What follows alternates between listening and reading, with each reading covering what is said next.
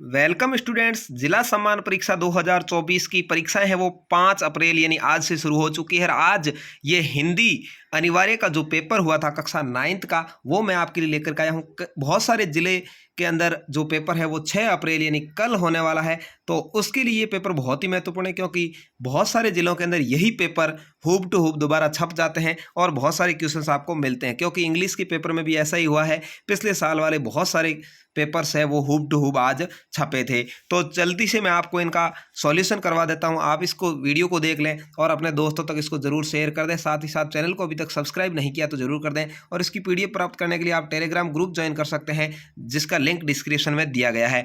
तो चलिए, वार्षिक परीक्षा 2023-24 में आपको सबसे पहले यहाँ पर अपने रोल नंबर भरने हैं। उसके बाद देखिए यहाँ पर खंड अ आपके आया है, निम्नलिखित बहुवैकल्पिक प्रश्नों के उत्तर देने हैं। उस आदिवासी जाति को क्या कहते हैं जो दोने पतले आदि बनाने का काम करती है? तो उसको मुसहरी कहते है। लेखिका की मां के प्रति सबकी श्रद्धा का मुख्य कारण क्या था? तो वे कभी झूठ नहीं बोलती थी। तो ये उसके मुख्य काम था। उमा के पिता का क्या नाम है? तो उमा के पिता का नाम राम स्वरूप है। ठीक है। मेरे बचपन के दिन पाठ की रचना किसने की है? महादेवी वर्मा ने की है। ब आपका राइट आंसर है। सुबह सुबह बच्चे कहाँ जा रहे थे? तो बच्चे काम पर जा रहे थे। ब आपका राइट आंसर होगा 5वें क्वेश्चन में। छठा है, दावानल से क्या तात्पर्य है? दावानल का अर्थ होता है जंगल की आग। ठीक है, स आपका राइट आंसर होगा। अकल पर पत्थर पड़ना मुहावरे का क्या अर्थ है? बुद्धि भ्रष्ट होना। ठीक है, स आपका राइट आंसर हो जाएगा। कक्षा 10 के छात्र ने अपना अनुपस्थित दंड माफ करने के लिए प्रधानाध्यापक को पत्र लिखा। उसका यह पत्र किस वर्ग में आएगा? आवेदन पत्र में आएगा, जो ब आपका राइट आंसर होगा। अगला है, शब्द युग्म अवधि और अवधि कौन सा शब्द सही अर्थ प्रकट करता है? तो इस अवधि का अर्थ होता है समय और इसका अर्थ होता है अवधि, अवध की भाषा है। स आपका राइट आंसर यहाँ पर हो जाएगा। किस शब्द में कु उपसर्ग नहीं है? तो देखिए, कुरूप, कु और रूप अलग अलग है, कु और कर्म अलग अलग है, कु और चार अलग है, कुशल, कुशल एक ही शब्द है। ब आपका यहाँ पर राइट आंसर होगा 10वें क्वेश्चन में। अगला है, लौकिक शब्द में कौन सा प्रत्यय है? तो लौकिक इक प्रत्यय है, लोक धन इक। द आपका राइट आंसर होगा। चांद का पर्यायवाची शब्द नहीं है। देखिए यहाँ पर नहीं है, बच्चे ने द कर दिया है। ये तो भाई भानु नहीं है, क्योंकि भानु सूर्य का पर्यायवाची है। तो स यहाँ पर आपका सही आंसर हो जाएगा। अगला है, रिक्त स्थानों की आपको पूर्ति करनी है।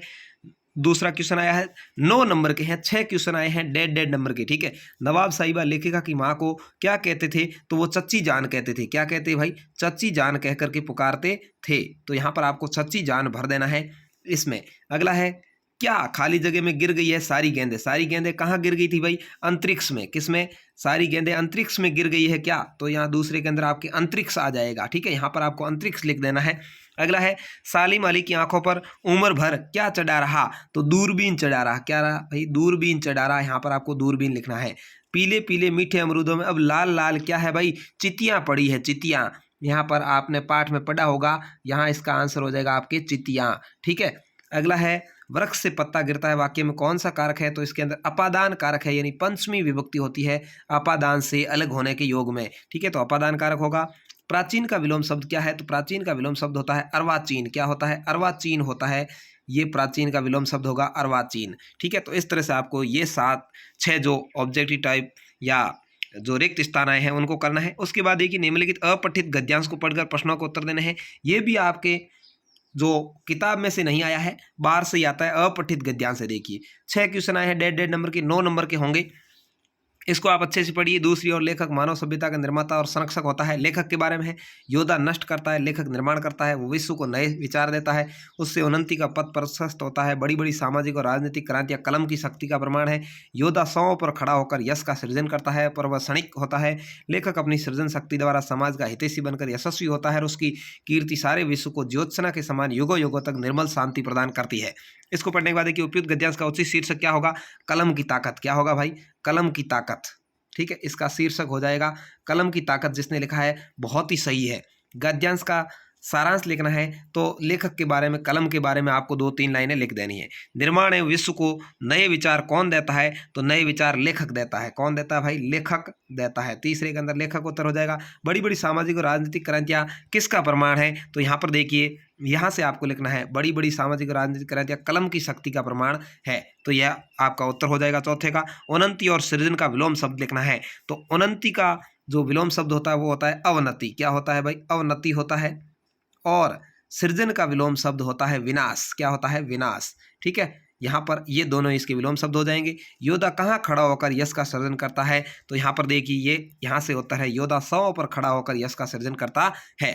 ठीक है, तो ये आपके पूरे 9 में से 9 नंबर आराम से मिल जाएंगे। उसके बाद निम्नलिखित अपठित काव्यांश है, इसको पढ़ना है। जिसकी रज रज में लोट लोट कर बड़े हुए, घुटनों के बल सरक सरक कर खड़े हुए, परमहंस सम बाल्यकाल में सब सुख पाए, जिसके कारण धूल भरी हीरे कहलाए, हम खेले कूदे हर्ष युद्ध जिसकी प्यारी गोद में, हे मातृभूमि तुमको निरख क्यों न हो मोद में। तो मातृभूमि के बारे में ये कविता है। 6 क्वेश्चन यहाँ भी आए हैं, डेढ़ नंबर के, 9 नंबर के हैं।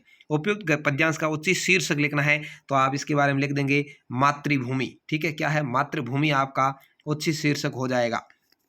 किसकी रज में हम सब लोट लोट कर बड़े हुए हैं, तो ये भी आप लिख देंगे मातृभूमि की ओट में। ठीक है, अगला है घुटनों के बल सरक सरक कर हम सब ने क्या सीखा है। देखिए घुटनों के बल सरक सरक कर खड़े हुए हैं, क्या है, चलना सीखा है। तो आपको यहाँ पर लिख देना है घुटनों के बल सरक सरक कर हमने चलना सीखा है, खड़े होना सीखा है। अगला है किसके समान सभी सुखों को प्राप्त किया, तो ये देखिए परमहंस के समान, परमहंस सम बाल्यकाल में सब सुख पाए, तो आपको लिखना है परमहंस के समान सभी सुखों को प्राप्त किया है। लोट लोट और सरक सरक में कौन सा अलंकार है, तो इसके अंदर यमक अलंकार होगा। जहां पर शब्दों की आवर्ती हो वहां पर यमक अलंकार होता है। पद्यांश के अनुसार कैसे हीरे कहलाए, तो देखिए यहाँ पर लिखा हुआ है धूल भरे हीरे। कैसे हीरे कहलाए भाई, धूल भरे हीरे कहलाए हैं। तो यहाँ पर ये आपको 9 नंबर आराम से मिल जाएंगे। उसके बाद निम्नलिखित लघुत्तरात्मक प्रश्नों को उत्तर देने हैं। ये सारे क्वेश्चंस आपके किताब के अंदर जो पाठ थे उसमें से ही आए हुए हैं, तो आप आराम से इनके उत्तर तो दे ही देंगे। 7 क्वेश्चन आपको करने हैं, 3-3 नंबर के हैं। बाढ़ पीड़ित क्षेत्र में कौन कौन सी बीमारियां फैलने की आशंका रहती है, जो भी महामारी शारीरिक बीमारियां वगैरह है, क्योंकि पानी वगैरह गंदगी वगैरह से मच्छर पनप जाते हैं, तो डेंगू है, मलेरिया आदि आपको लिख देना है। सच अकेलेपन का मजा ही कुछ और है, इस कथन के आधार पर लेखिका की बहन और लेखिका के व्यक्तित्व के बारे में विचार व्यक्त करने हैं। शंकर जैसे लड़के या उमा जैसी लड़की समाज को कैसे व्यक्तित्व की जरूरत है, तर्क दे सहित उत्तर देना है। मेरे बचपन के दिन पाठ के आधार पर लेखिका अपनी माँ के व्यक्तित्व की किन विशेषताओं को लेकर आई, ये लिखना है। लेखिका उर्दू फारसी क्यों नहीं सीख पाई थी, यह आपको लिखना है। बच्चे का काम पर जाना धरती के एक बड़े हादसे के समान क्यों है, क्योंकि बच्चे का काम है शिक्षा प्राप्त करना और वो काम पर जाएगा तो ये गलत ही है। तो इस तरह से आपको लिखना है। विशेषण की परिभाषा और उसके भेद के बारे में आपको बताना है। विशेषण वो होते हैं जो संज्ञा शब्दों की विशेषता बताते हैं, और उसके भेद आपको लिख देने हैं। विशेषण के 4 भेद होते हैं। निम्नलिखित पठित गद्यांश की सप्रसंग व्याख्या करनी है। इसको आपको अच्छे से पढ़ना है। कौन से पाठ में से लिया गया है, इसके लेखक का नाम और पाठ का नाम, और उसके बाद में इसका अर्थ लिखना है। अथवा में भी आप चाहें तो ये वाला कर सकते हैं, दोनों में से कोई एक करना है, 4 नंबर का है।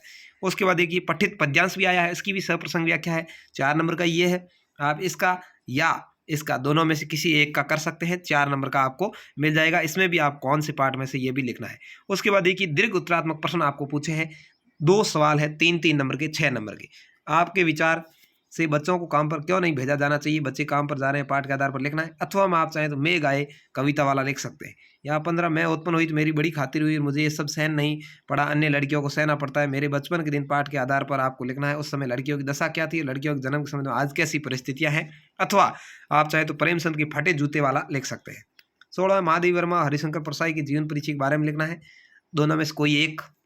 ठीक है, 4 नंबर का। राजेश जोशी और संत कबीर की साहित्यिक कृतियां लिखनी है, 4 नंबर का। आप